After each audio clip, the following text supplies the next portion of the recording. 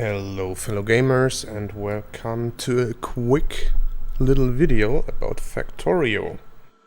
I'm running a let's play of Factorio with German language commentary, but I think this is interesting for most people just starting out with Factorio. So yeah, I've been using a bus system in my let's play, so I wanted to try something else now and see if I can come up with a component-based approach for red and green signs.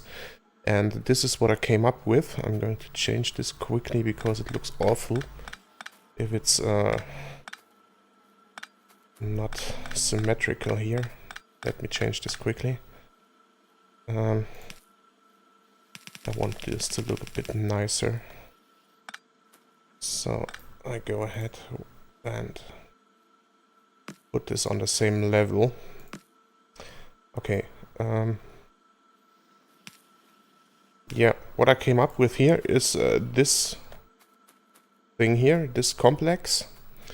It creates 5 red science bottles and 10 green science bottles, which is a good relation for early science, I think.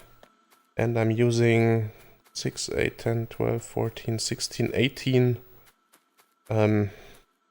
labs at the moment, but I think 20 would work as well. As you see, the bottles are piling up here, so I could as well add some more. Let's do this quickly. Yeah, this is what I came up with. I tried to make it as compact as possible, and I didn't want to have any intermediate products like belts or gears or something on my main material routes here. So I kept them local. You see, let's have a look at one of these. I mean, red science is easy. It's just the only thing it needs is copper plates and gears. So yeah, we get the copper plates from here and the gears from here. So that's quite easy, but the green science is a little bit more complex, and it starts out here with the copper cable, which is made from a copper plate. You see those factories here are taking just copper plates from this central belt here, and I made 2 of these for one circuit factory, which takes copper cables and iron plates. So it takes its iron plates from here and its copper cables from here and produces these green circuits, which are picked up and forwarded with these small belts here to the injector factory, which I think it needs, yes, circuits, gears and iron plates.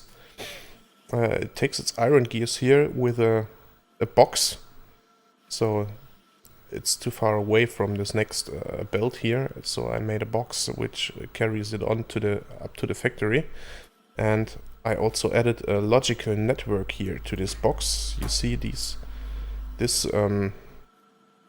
injector here is combined with a logical condition, so it should only take more iron plates when there are less than 5 in this box. There's much more now because it piled up a bit before I was able to put up the logical network. And without this logical network, these boxes would get filled up to the maximum, and you'd need a lot more iron for this whole thing to run. But yeah, so most of the time these injectors don't do anything. Only when one of these boxes runs empty, it takes a few more to supply the injector factory. Yeah, right. And okay, you see here we have the second part for the green bottles are the belts, and they are made of iron plates and gears, so it takes its iron plates from here. That's why I was leading this other belt line here through the injector factories using these tunnels. And yeah, it takes its iron plates from here. It doesn't consume much as well because yeah, it doesn't need that much really. And yeah, those belts are forwarded directly to the green factory, to the green bottle factory, and those injectors are forwarded directly to the green bottle factory. I have to say this whole thing is not fully effective in terms of production speed, because I only have 10 of these circuit things and not too much gears. Like you see, one gear factory has to supply a belt factory and a injector factory, so that's not optimal. Because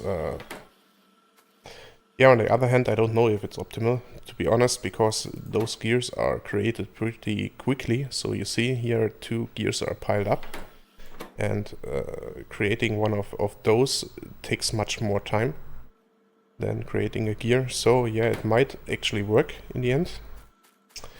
But I think there's certainly room for improvements, like you could have one circuit, for example, takes 3 copper cables and 1 iron plate, so there should be 3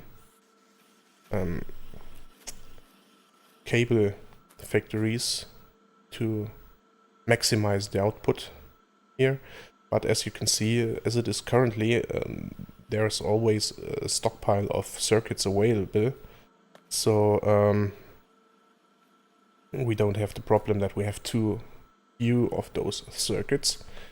I think this works quite nicely, even though I didn't pay attention to the relations of the needed ingredients for the different recipes, but it works quite nicely. And yeah, you see the green bottles come down here. I put them on the other side of this main research belt here, while the red bottles are put on this side of the main research belt, and then I lead them down here to the labs. My 2 labs are ready now. I can add them here, so I make it 20.